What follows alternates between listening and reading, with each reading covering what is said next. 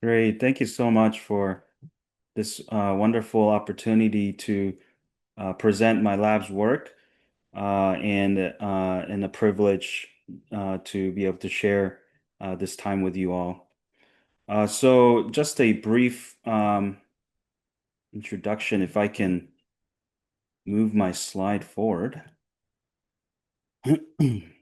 So my lab, as Dr. Kim has briefly already provided some background. It sits within the Comprehensive Cancer Center at Hopkins. It's part of the Department of Oncology of the School of Medicine.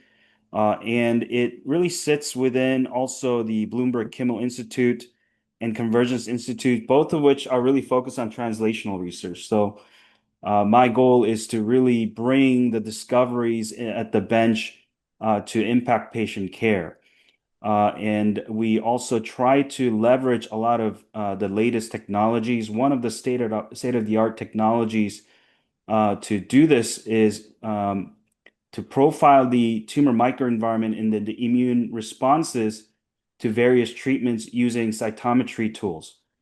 And I'm sure a lot of us here are familiar, but this is mass cytometry, which I'm also directing at Hopkins, basically getting 40, 50 parameters or markers per cell level, both in suspension and tissue.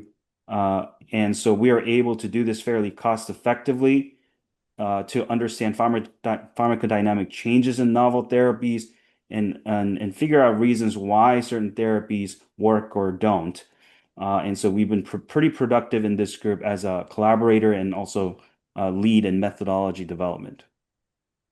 What is the main problem that the lab is focused on? And it's using immune response to treat cancer, and how we've come a long way, but we still have a lot of work to do, right? If you look at the response of cancers to the most commonly used immunotherapy is PD-1 or PD-L1 targeted therapy, now eligible for majority of patients diagnosed with cancer, only a minority respond. Most of the cancer types fall below the 30% response rate.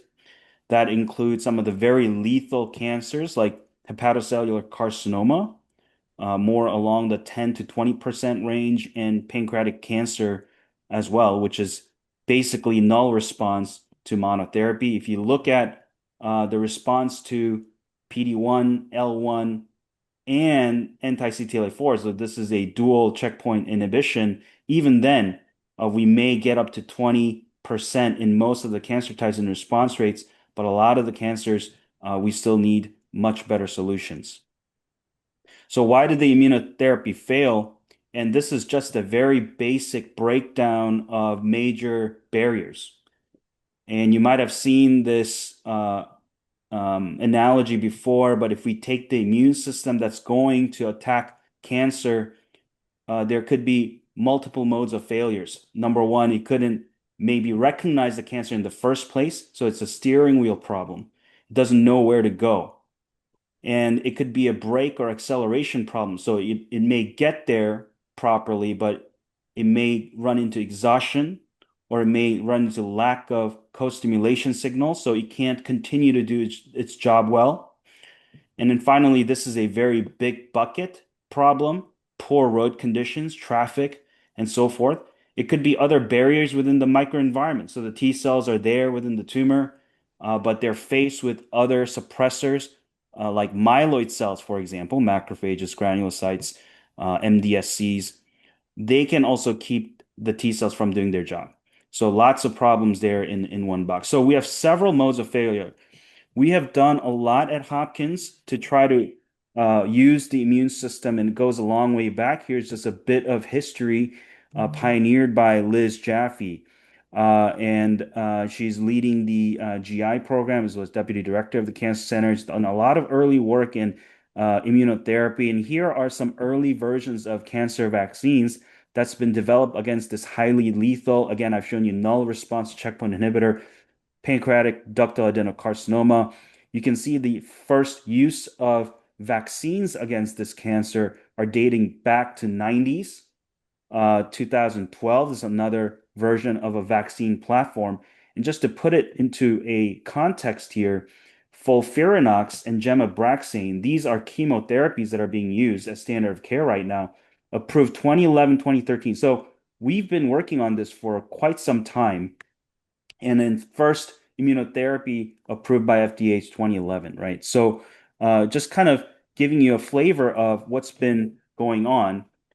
And if you look at even diseases like pancreatic cancer, where it's so stereotyped to be one of the coldest tumors, very difficult for the immune system to recognize and infiltrate. Well, if you use a vaccine as early as reported back in 2014, we have shown that we're able to turn up the heat in these tumors. You can see the clusters and/or aggregates of these lymphoid cells marked in brown for T cells and B cells, CD3, CD20. You can see that they come in. So we can actually trigger the immune responses properly, even against this terrible cancer. And this is in context of neoadjuvant vaccines. So prior to surgery, we're giving patients these vaccines. But most patients die within 5 years. So we still haven't solved the problem of the disease itself. And why is that? So we've had many trials that have been incrementally iterated. So every time we try with a vaccine, we may add a PD-1, we may add a CTLA-4, we may do both different variations of the vaccines. And so over decades of time, we've done several clinical trials. And we're learning along the way. And we're getting a little bit better each time, but we're not anywhere where we want to be. And so what are we going to do with all this opportunity that we have accumulated? You can imagine just taking three trials, for example, a lot of it led by Young Lee, Katie Bever. You can see that PD-1, CTLA-4, GVAX, different combinations of these are tried in the trial, right? One is this PD-1 with the GVAX based or CRS-207 is a Listeria-based vaccine. Another trial with CTLA-4 added, another trial with both PD-1 and CTLA-4. And you can imagine we have several biospecimens here from these patients that are longitudinally obtained. And so can we actually take advantage of this biospecimen opportunity to learn what kind of immunotherapy backbone could be preferred? Right? So we want to learn as much as we can from our prior experience in our trials. So with Dimitri Sidiropoulos, who's another faculty in our program, we have worked together to run again, cost-effective, high-parameter cytometry profiling of the immune responses in patients longitudinally that are receiving the different combinations of immunotherapy. We have then put together using the immune profile of all these patients, and this is just a side point, and we've made a public immunotherapy atlas. And this has a graphics user interface. Here's the website. It's been published recently, and anyone can go in there, sign up. It's free, and explore the data. It is clinically annotated, of course, without any patient information. But we have annotations as to response, time points, and so forth. So hopefully this can be a resource for the community. So what do we learn in that type of immune profile effort? Here is one of the first examples of that. So if you look at GVAX, which is a GM-CSF secreting allogeneic cancer cell vaccine, we can see that in patients receiving this vaccine, as expected, there's improvement in helper T cell polyfunctionality, right? We have activated T cells going up in periphery slightly. We do have some downward changes in these type 1 T cells as well. So based on abundance, we see mild changes, moderate increases in these helper T cell populations. Then when you look at actually the functional states, the activation states of the T cells measured by CD25, OX44, and BB or IL-2, you can see that they are going up as a response to this GVAX alone. So you can see that across many of the subtypes, by the way, just a quick abbreviation check, N stands for naive, EM, effector memory, ACV is activation, TH1 is CXCR3 positive cells, so forth and so on. TH, helper T, CD4 positive, TC refers to CD8 positive cytotoxic T cells. Just some nomenclature for immune cells. you can see that the activation is going up in all these T cells undergoing GVAX. What if we add anti-PD-1? So now we're taking advantage again of these trial designs and the biobank that we have to understand what each of the regimen is actually doing. What is the ideal backbone here, right? So when we add PD-1 on top of GVAX, here each bar is a slight different representation of the data. Each bar is an individual patient. You can see a dotted line across one. So if you see that any non-change from post to pre, from basically measuring post levels compared to pre levels, right? One full change is represented here. So anything below that means that we're getting lower in abundance or activation states, depending on what we're looking at. And then that's reflected in blue as well. And red is the opposite, going up beyond that. So the thick line is the mean, and then you can see error margins up and down there. So what are we seeing here when we look at GVAX versus GVAX plus PD-1? As expected, you can actually see improved abundances of key anti-tumor cell types. So this is again type 1 T cells, CXCR3 positive T cells. We have significant increases in these subtypes. If you look at the functional states, so granzyme B level, Ki67, and BB, all going up when we add PD-1 to GVAX. So we're doing better in activation of T cells. This is expected. But what about adding CTLA-4? So when we add CTLA-4, now this is looking at GVAX plus CTLA-4.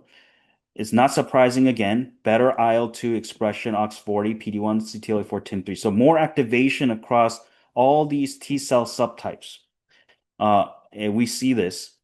But when we compare now GVAX plus PD-1 versus GVAX plus CTLA-4, here we can notice some major differences.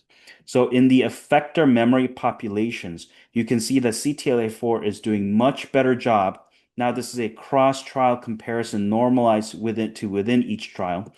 You can see that when you add CTLA-4 to GVAX, it's much better at promoting antigen-experienced helper T cells. You can see just almost day and night difference when you compare these two trials. Shifting away from naive cells, a lot of them are falling below the no change line. So we are moving naive cells to memory effector cells. Here's the activation signatures for those T cell subtypes. 4-1BB, interferon gamma, Ki67, all going up.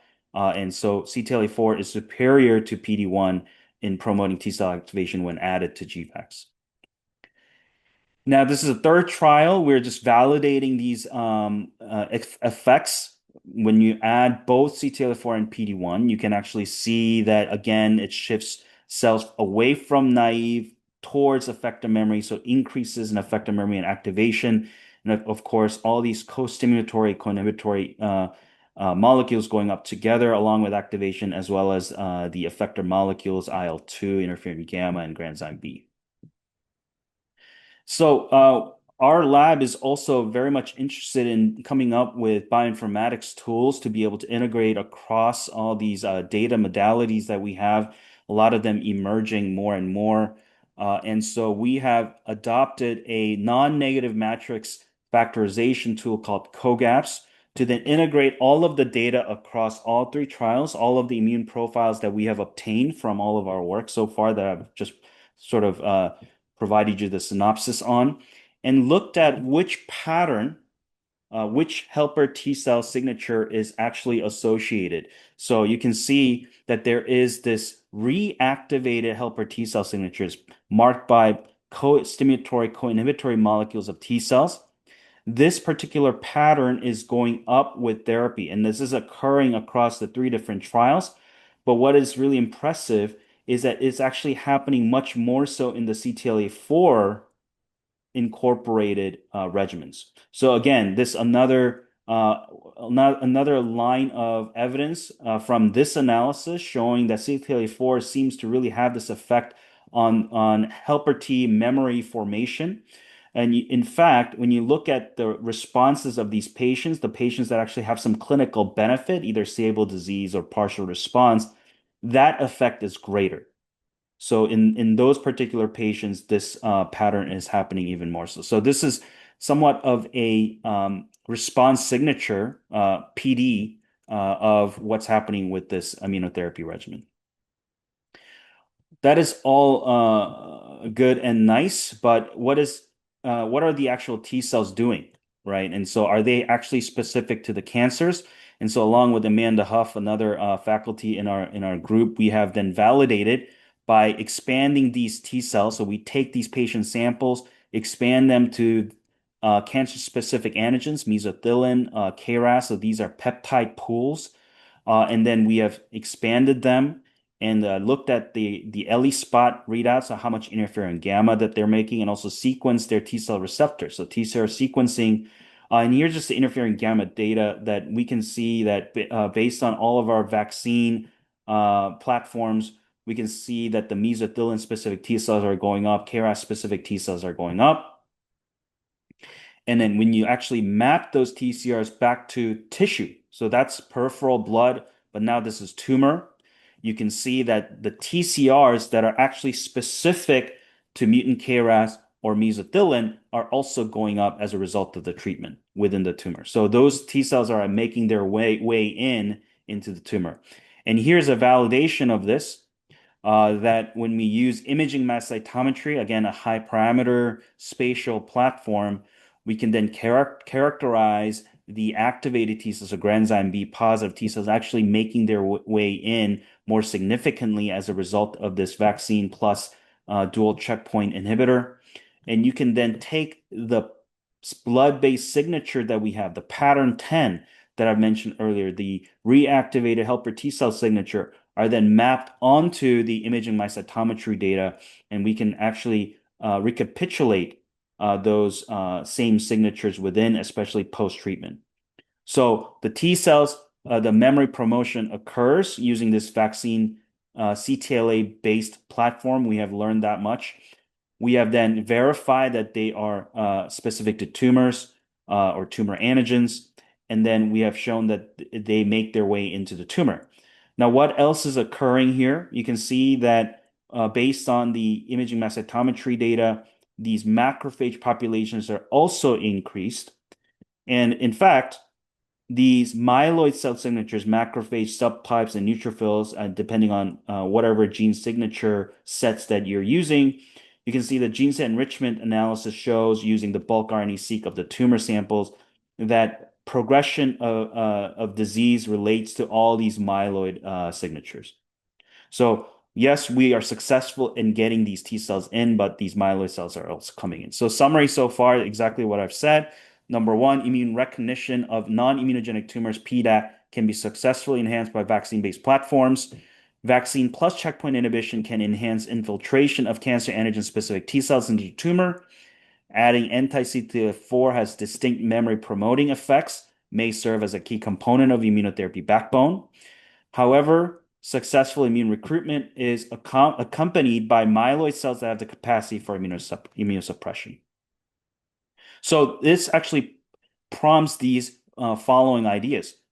Could this be a negative compensatory feedback response? So whenever we succeed in bringing these inflammatory and activated T cells and this inflammatory response, we also have these compensatory myeloid cells that are coming in and have the ability to suppress.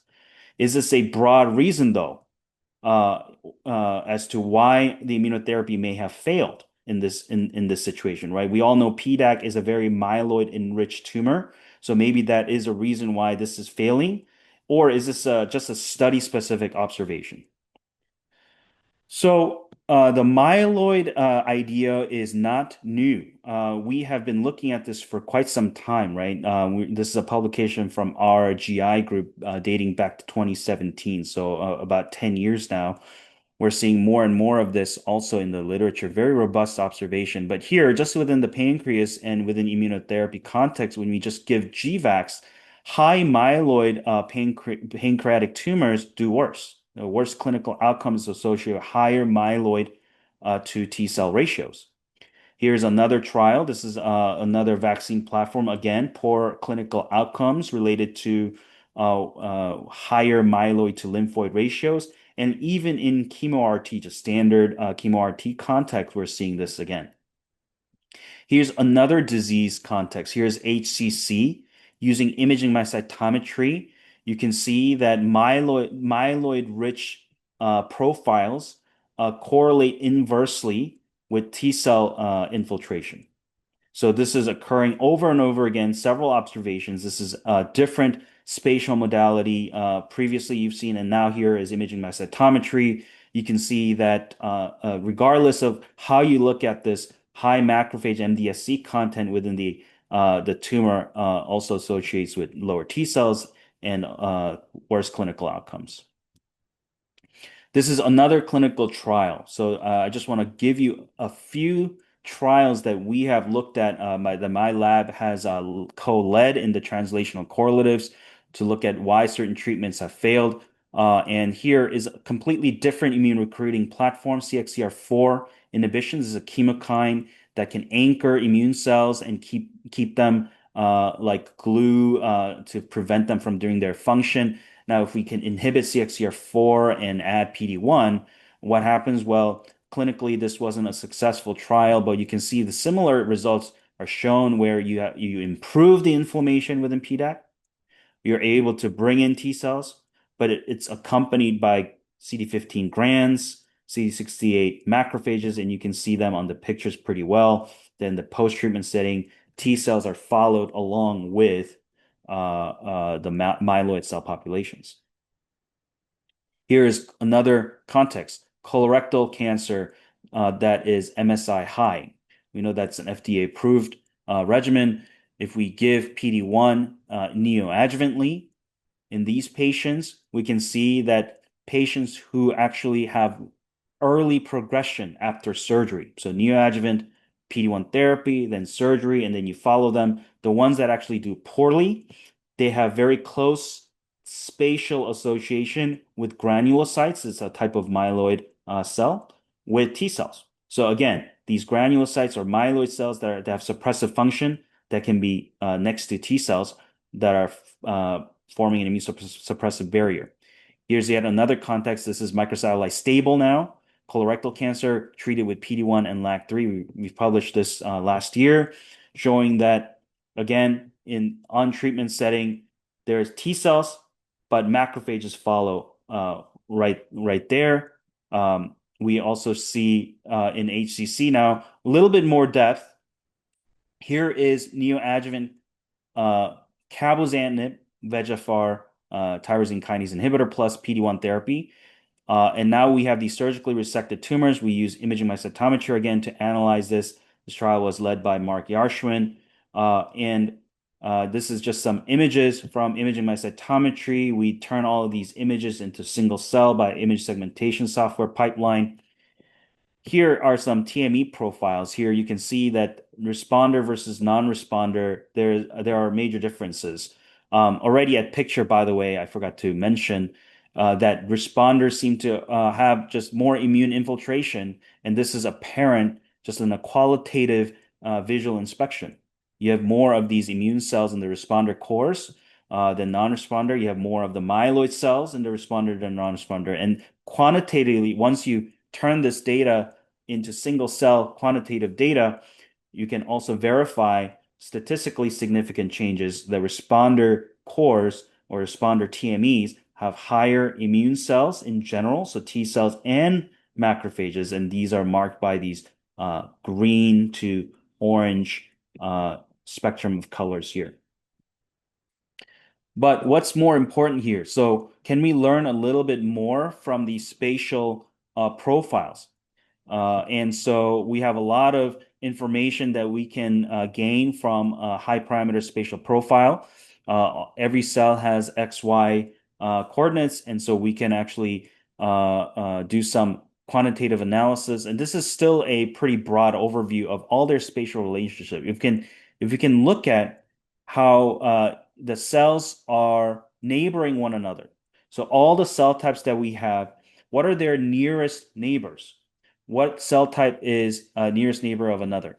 And here is just a heat map where red just represents more of these neighboring relationships in the responder than non-response. Blue is more in the non-response than response, right?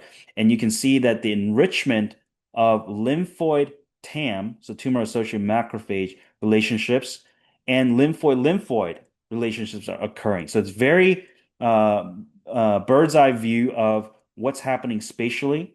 And this is also, in a way, not a surprise because you have more of them that you might anticipate this type of spatial enrichment as well.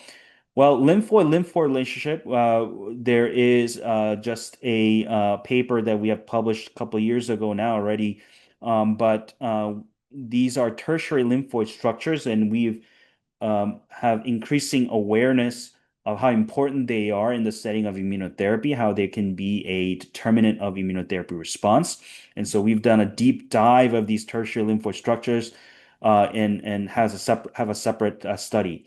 But a little bit more into this lymphoid TAM relationships, if we just look at all of these relationships, try to understand what could be the most important. What is the most critical determinant of response versus non-response, or response versus resistance?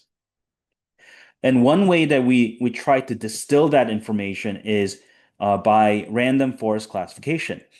And so there is a Gini impurity statistic we can calculate. The higher this Gini statistic, the more important that feature is for that classification. So here is response versus resistance, right? What is the most important spatial feature for that determination?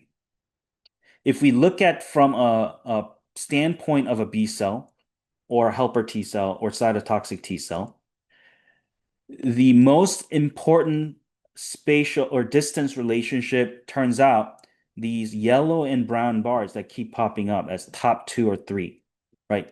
From a B cell or a given T cell, these brown yellow bars are the most important. And what are they reflecting? These are macrophages. CT10, CT11, these are macrophage subtypes.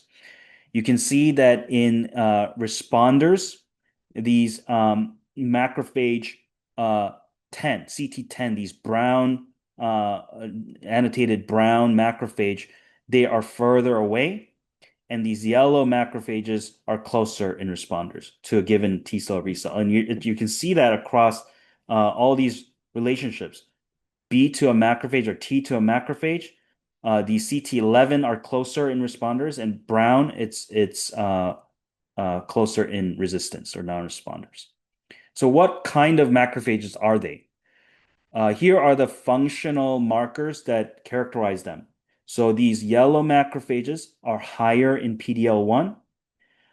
They're both, by the way, high for CD68, HLA-DR. The brown ones are a little bit higher for CD163, which is a more of a immunosuppressor macrophage subtype marker, but PD-L1 is higher in macrophage, this yellow or CT11, and then arginase 1 is much higher in CT10 macrophage. And here, these are what we call Voronoi tessellation, simplified pictographs, essentially, of all the cell types.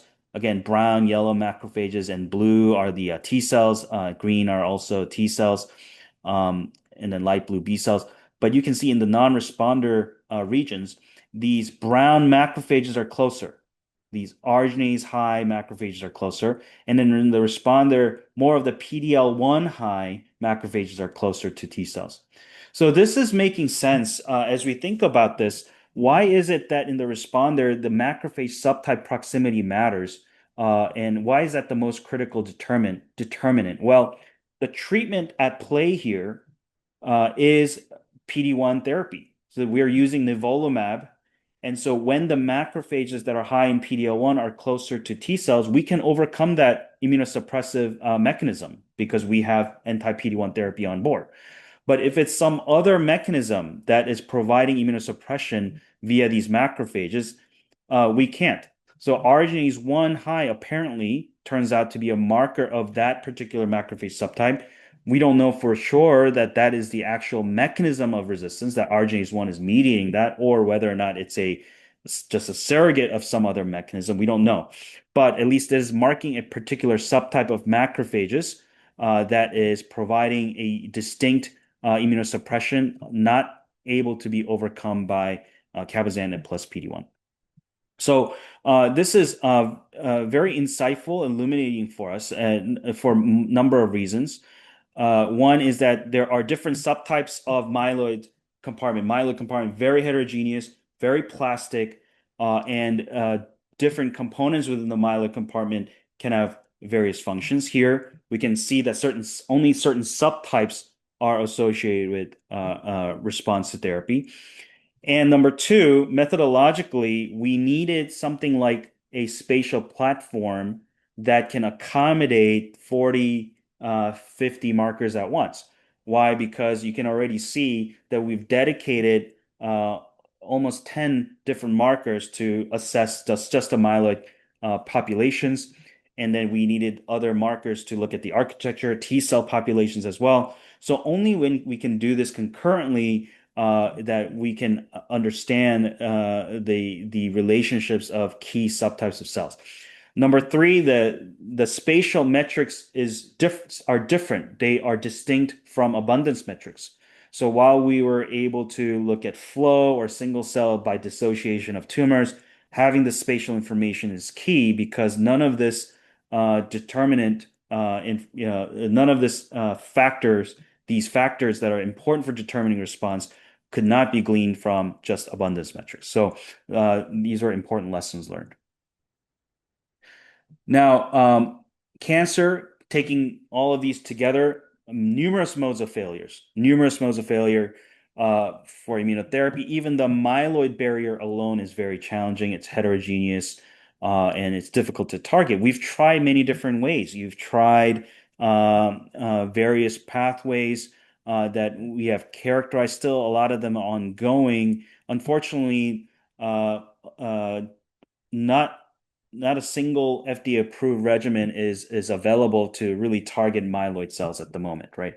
So if we preclinically try to target every barrier we know and combine agents that can do that for us, we are more and more successful. Here you can see that adding BL84 is a CXCR4 inhibitor, CD40 agonism, which is helping to push the myeloid and dendritic cells towards more of the antigen presenting or pro-inflammatory, pro-immune function, and CSF1R antibody. You can see the curve is lower and lower, the tumor curve. So we are doing better and better every time we add more agents.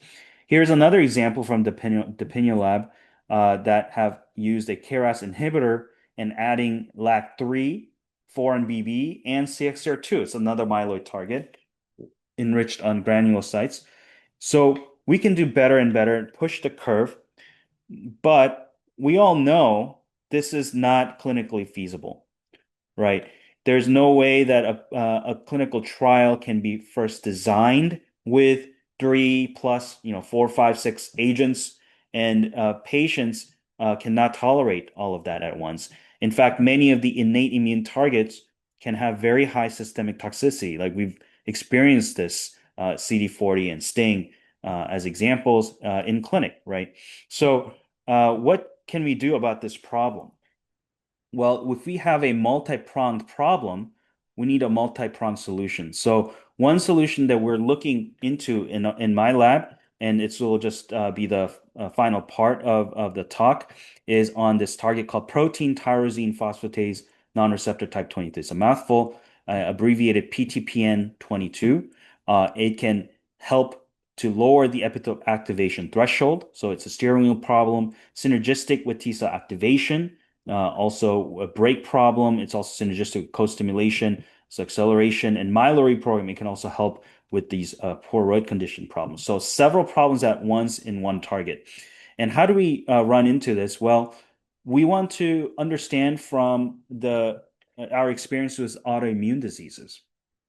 So in GWAS databases, we were able to see what genes and the dysfunctional variant thereof is associated with breaking the immune threshold of tolerance, right? What is already biologically shown. And it turns out one of the top most frequently reported genes and the variant within is PTPN22, among many others that you may recognize. And what's so interesting about this is that it is known to be very specific among other phosphatases that are out there that are only expressed in immune cells. So hematopoietic specific, it's PTPN that's hematopoietic specific.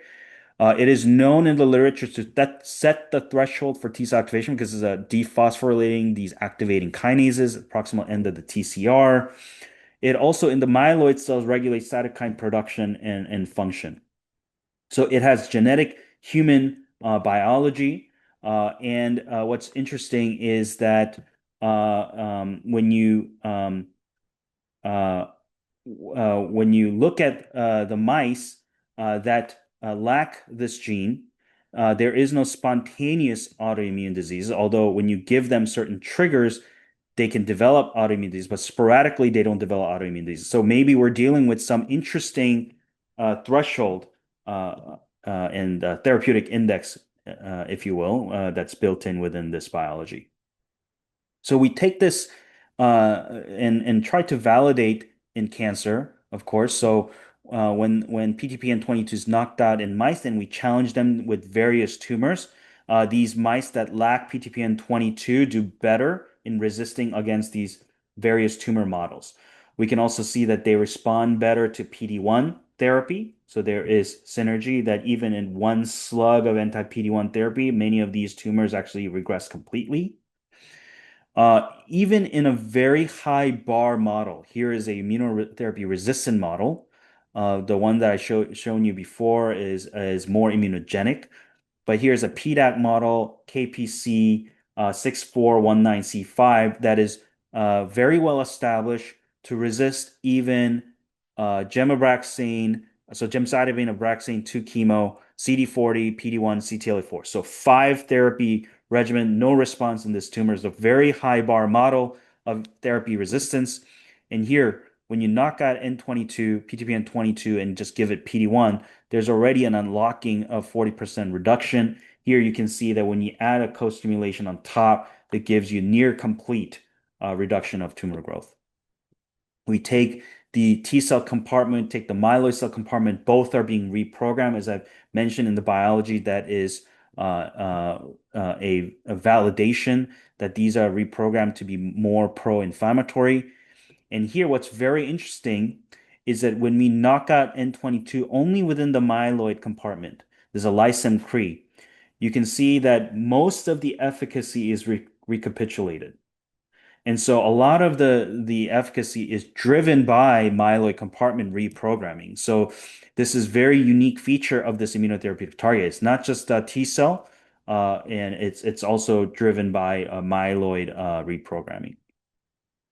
In fact, when we take these myeloid cells out of the cancer, you can see these are tumor kill assays by co-culturing.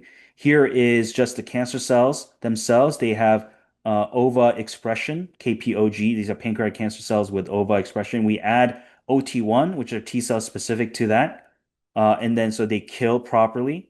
When we add just the wild type monocytic cells out of the tumors, there's no difference. When you add knockout monocytic cells from the tumor, there's actually some killing that's occurring, direct cytotoxicity of their co-culture. When we add along with OT1, this OT1 kill is suppressed with the wild type monocytic cells. But when you add the knockout monocytic cells, it actually helps. So it's collaborative to kill the tumor. So this is a line of evidence that supports that the myeloid cells are reprogrammed to directly help and also help along the T cell function. We are then able to drug this to extend the translatability of this target. Phosphatases have been very difficult to drug, but we're able to come up with the first and only small molecule inhibitor of N22 with in vivo anti-tumor efficacy. And to date, this is the most selective inhibitor. The first iteration of this had decent drug-like properties, so we can actually test it in mouse models. We're able to phenocopy what we saw with the genetic aggregation of PTPN22. We've then tested this drug even in a very myeloid-rich immunotherapy resistant model of HCC. Again, another very lethal model. We've established this model very well in another publication. And here you can see that there is even a monotherapy profound efficacy noted with this N22 targeting approach. Here we also see across many different models that N22 alone, targeting PTPN22 alone, yields all these efficacies by itself. And when we compare against across many of these models that are PD-1 responsive, but some of them are actually resistant to PD-1 therapy, you can see interesting pattern here. When you plot these models based on their CD3 density and based on their myeloid to T cell ratio, you can kind of see that N22 targeting alone even helps to capture some of these tumor models that are more on the myeloid to T ratio high tumors to be responsive to this to provide helpful immune responses. So this tells us that that the added effect of myeloid targeting can really help us to make some of these cancers that are resistant to the current immunotherapy to be responsive. So, just putting it all together, these are just final points. So, immunotherapy has enormous potential for improvement, and we need to do a lot of work here. Uh, and to accelerate this, we need to couple these cost-effective immune profiling platforms, high throughput approaches. That's going to always help. And of course, we have more and more sophisticated technologies to get even more information now. But this will help to accelerate, empower reverse translation, and hopefully iterate better towards clinical trials. We have several barriers that we need to work on overcoming many at once. So not just PTPN22, but are there other integrated targets that are out there that can give us a lot more bang for the buck? And PTPN22 is just one target that I've hopefully convinced you that there is such a potential target that we can really rewire and retool the TME to get what we want. And of course, I think this can be only enabled by infrastructure and collaborative commitment cross borders as well to really leverage the cutting edge technologies and innovation to really make this iteration of bedside bench and back to bedside in a very productive way. So with that, thanks so much for listening, and I'm happy to answer any questions.